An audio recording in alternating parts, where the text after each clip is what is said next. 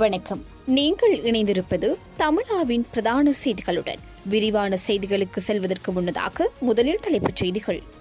ஒழுங்கமைக்கப்பட்ட குற்றவாளிகளுக்காக விசேட நீதிமன்றம். குளியாப்பிட்டிய விபத்து சாரதிக்கு விளக்கமறியல். பிடியாணையை எதிர்த்து ராஜித மேல் நீதிமன்றத்தில் மனு தாக்கல். இலங்கை வரலாற்றில் இன்டர்போலின் உதவியுடன் வெளிநாட்டில் இடம்பெற்ற அதிரடி கைது. துசித்த ஹல்லொழுவ தொடர்ந்து விளக்கமறியலில். இனி தொடர்வன விரிவான செய்திகள். ஒழுங்கமைக்கப்பட்ட குற்றவாளிகளுக்கு எதிராக விசேட நீதிமன்றம் ஒன்றை நிறுவவும் விசாரணைகளை விரிவுபடுத்தவும் நடவடிக்கை எடுக்கப்படும் என்று பொதுமக்கள் பாதுகாப்பு அமைச்சர் ஆனந்த விஜயபால தெரிவித்தார். இன்று காலை அரசாங்க தகவல் திணைக்களத்தில் நடைபெற்ற ஊடகவியலாளர் சந்திப்பில் விசேட நீதிமன்றம் ஒன்றை நிறுவுவதற்கான ஏற்பாடுகள் குறித்த கேள்விக்கு பதிலளிக்கும் விதமாக அவர் இதனை குறிப்பிட்டுள்ளார். இதுகுறித்து மேலும் கருத்து தெரிவித்த பொதுமக்கள் பாதுகாப்பு அமைச்சர், ஒழுங்கமைக்கப்பட்ட குற்றவாளிகளுக்கு எதிராக ஒரு விசேட நீதிமன்றத்தை நிறுவவும் விசாரணைகளை விரிவுபடுத்தவும் நாங்கள் இப்போது திட்டமிட்டுள்ளோம். குறிப்பாக அவர்களை தண்டிக்க ஒரு நாகரீக சமூகமாக இந்த செயல்முறை சட்டத்தின் முன் நடைபெறுகின்றது. தற்போது பல விசேட மேல் நீதிமன்றங்களை நிறுவ திட்டங்கள் வகுக்கப்பட்டுள்ளன. ஒழுங்கமைக்கப்பட்ட குற்றவாளிகளுக்கு எதிராக வழக்குகளை விரிவுபடுத்த நாங்கள் முயற்சி செய்கின்றோம். முழு வீச்சில் நடைபெறும் இந்த அனைத்து செயற்பாடுகளும் அவர்களுக்கு உடனடியாக தண்டனையை பெற்றுத்தரவை என குறிப்பிட்டுள்ளார். குளியாப்பிட்டிய விளப்புல சந்தியில் 2 பாடசாலை மாணவிகள் உட்பட 3 பேர் உயிரிழந்த விபத்து தொடர்பாக கைது செய்யப்பட்ட டிப்பர் வாகனத்தின் சாரதி விளக்கமறியலில் வைக்கப்பட்டுள்ளார்.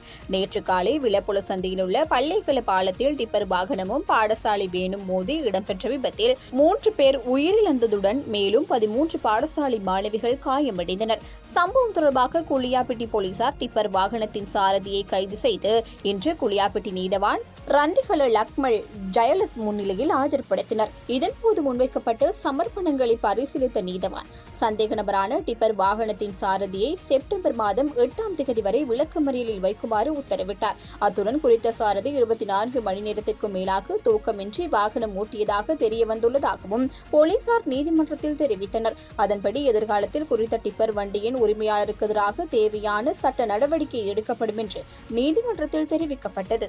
தம்மை கைது செய்வதற்காக கொழும்பு நீதவான் நீதிமன்றம் பிறப்பித்த பிடியாணையை இடைநிறுத்த உத்தரவிடக் கோரி முன்னாள் அமைச்சர் ராஜித சேனாரத்ன தாக்கல் செய்து திருத்த மனுவை விசாரணைக்கு எடுப்பதற்காக கொழும்பு மேல் நீதிமன்றத்தால் அழைப்பாணை விடுக்கப்பட்டுள்ளது. அத்துடன் ராஜித சேனாரத்னவை கைது செய்வதற்காக பிறப்பிக்கப்பட்ட பிடியாணையை தற்காலிகமாக நிறுத்தி வைக்க இடைக்கால தடை உத்தரவு பிறப்பிக்க வேண்டும் என்று அவரது சட்டத்தரணிகள் கோரிய போதிலும் உத்தரவை பிறப்பிக்காத மேல் நீதிமன்றம் பிரதிவாதியான லஞ்ச ஒழிப்பு ஆணைக்குழுவிற்கு அழைப்பாணை மாத்திரம் விடுப்பதாக தெரிவித்துள்ளது. சந்தேக நபரான ராஜித சேனாரத்னவிற்கு நாளை கொழும்பு நீதவான் நீதிமன்றில் முன்னிலையாகுமாறு அறிவித்து விடுக்கப்பட்ட அழைப்பாணைக்கு அமைய நாளை அவர் கட்டாயம் அந்த நீதிமன்றில் முன்னிலையாவார் என சந்தேக நபர் சார்பில் ஆஜரான ஜனாதிபதி சட்டத்தரணி கலிங்க இந்த திசை தெரிவித்தார். பின்னர் மனுவை செப்டம்பர் மாதம் 10ஆம் தேதி விசாரணைக்கு அழைக்க திகதியிடப்பட்டது. இந்தோனேசியாவில் 5 ஒழுங்கமைக்கப்பட்ட குற்றவாளிகள் ஒரே நேரத்தில் கைது செய்யப்படுவது வரலாற்றில் முதல் முறை என்று போலீஸ் மாதிபர் பிரியந்த வீரசூரிய கூறியுள்ளார். ஒழுங்கமைக்கப்பட்ட குற்றவாளிகளை கைது செய்வது தொடர்பாக இன்று காலை அரசாங்க தகவல் திணைக்களத்தில் நடைபெற்ற ஊடகவியலாளர் சந்திப்பில் பேசிய போலீஸ் மா அதிபர், கைது செய்யப்பட்ட 5 நபர்களும் தற்போது இன்டர்போலால் வெளியிடப்பட்ட சிவப்பு அறிவிப்புக்கு உட்பட்டவர்கள் என்று தெரிவித்துள்ளார். இலங்கை போலீசாரின் ஒருங்கிணைப்பு மற்றும் இன்டர்போலின் உதவியுடன் இந்தோனேசிய போலீசார் தொடர்புடைய குற்றவாளிகளை கைது செய்யும் நடவடிக்கை மேற்கொள்ளப்பட்டுள்ளதாகவும் அவர் கூறியுள்ளார்.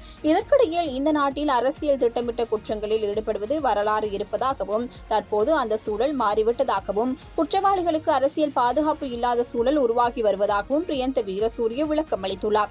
இந்த நாட்டின் செயற்படுத்தப்படும் பல குற்றங்கள் வெளிநாடுகளில் இருந்து வரும் ஒழுங்கமைக்கப்பட்ட குற்றவாளிகளால் மேற்கொள்ளப்படுகின்றன என்றும் அரசியல் செல்வாக்கு இல்லாமல் அத்தகைய நபர்கள் தொடர்பாக சட்ட முடிவுகளை எடுக்க பாதுகாப்பு துறைக்கு தற்போது அறிவுறுத்தல்கள் கிடைத்துள்ளதாகவும் அவர் சுட்டிக்காட்டியுள்ளார். தேசிய லொத்தர் சபையின் முன்னாள் பணிப்பாளரான துசித்த ஹல்லொழுவை செப்டம்பர் மாதம் 4ஆம் தேதி வரை தொடர்ந்து விளக்கமறியலில் வைக்குமாறு கொழும்பு நீதவான் நீதிமன்றம் உத்தரவிட்டுள்ளது.